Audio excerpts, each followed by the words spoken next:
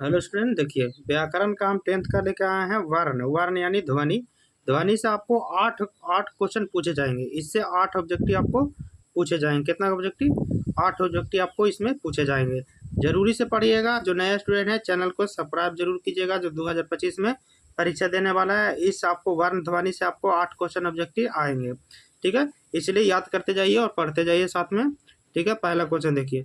उच्चारण में वायु प्रपेक्ष की दृष्टि से व्यंजन के कितने प्रभेद होते हैं? तो व्यंजन के भेद आपको उच्चारण की दृष्टि से 2 होते हैं। क्या कौन होते हैं? 2। दूसरा क्वेश्चन, निम्नलिखित चिन्हों में प्रश्नवाचक चिन्ह कौन है? प्रश्नवाचक मतलब इंट्रोगेटिव, तो ये है ए, ये वाला हो जाएगा। ठीक है, तीसरा क्वेश्चन देखिए।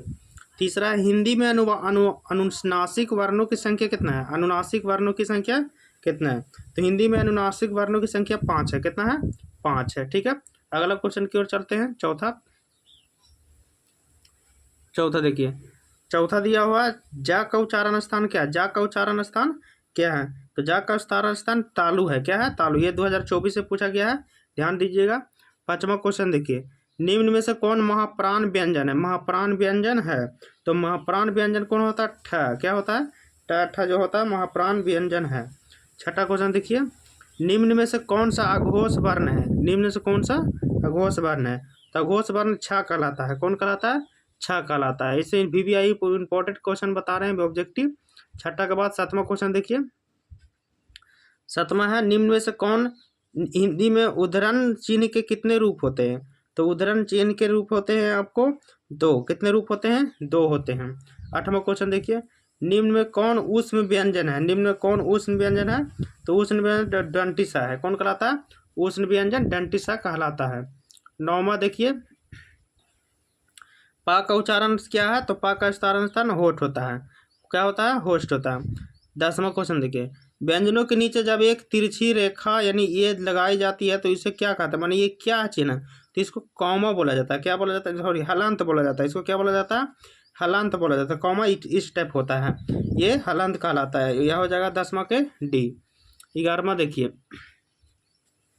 11वां क्वेश्चन है, स्वर के उच्चारण में लगने वाले समय के आधार पर स्वर वर्ण के कितने भेद होते हैं?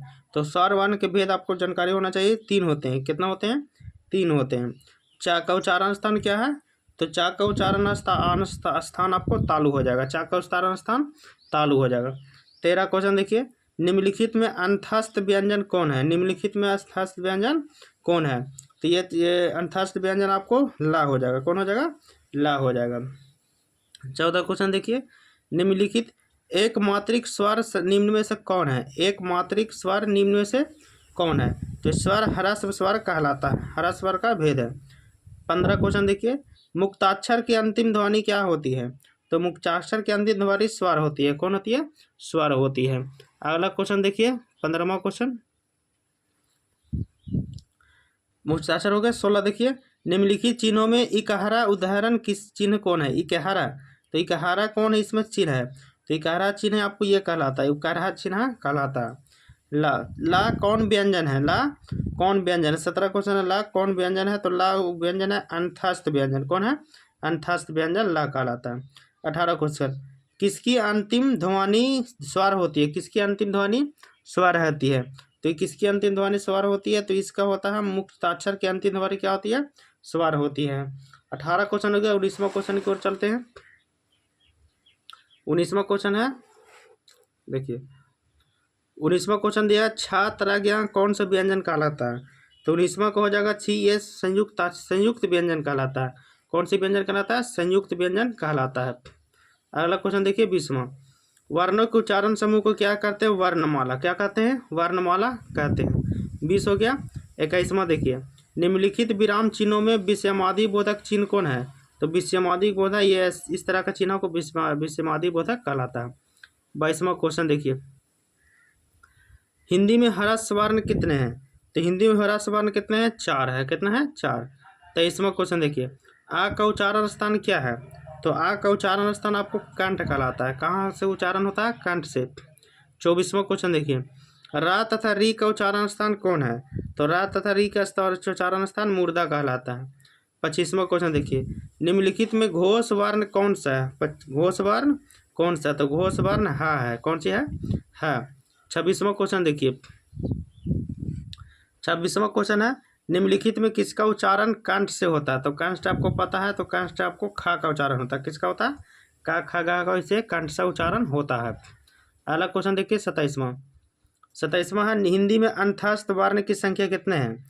तो हिंदी में अंतस्थ वर्ण की संख्या है आपको 4। कितना है? 4। 28वां देखिए, या को किस वर्ण के अंतर्गत रखा गया है? तो या को आपको अंतस्थ व्यंजन के रूप में रखा गया है। 29वां देखिए, 29वां क्वेश्चन,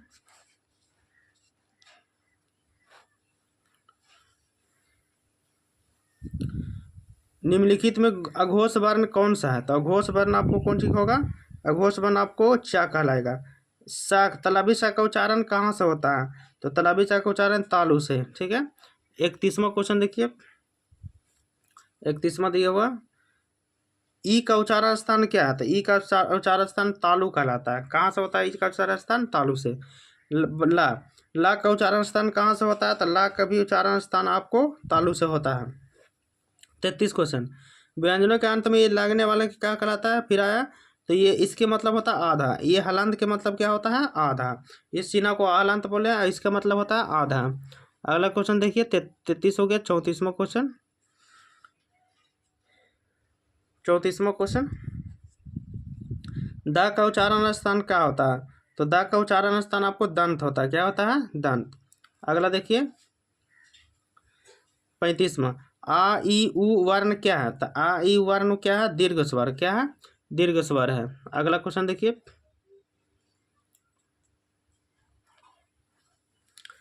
36वां, भा का उच्चारण स्थान क्या है? भा का उच्चारण स्थान आपको होस्ट है। क्या है? होस्ट।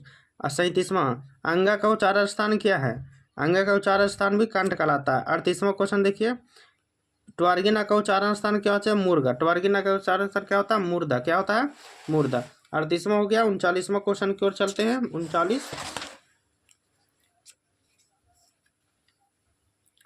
39 देखिए, व्यंजन कितने प्रकार के होते हैं? व्यंजन कितने प्रकार के होते हैं? तो व्यंजन आपको याद है कि व्यंजन आपको कितने प्रकार के होते हैं? व्यंजन आपको होते हैं 3 प्रकार के। कितने प्रकार के होते हैं? 3 प्रकार के व्यंजन होते हैं।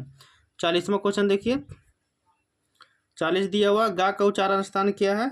तो गा का उच्चारण स्थान आपको कंठ कहलाता है। ता का उच्चारण क्या कहलाता है? ता का उच्चारण स्थान दंत कहलाता है।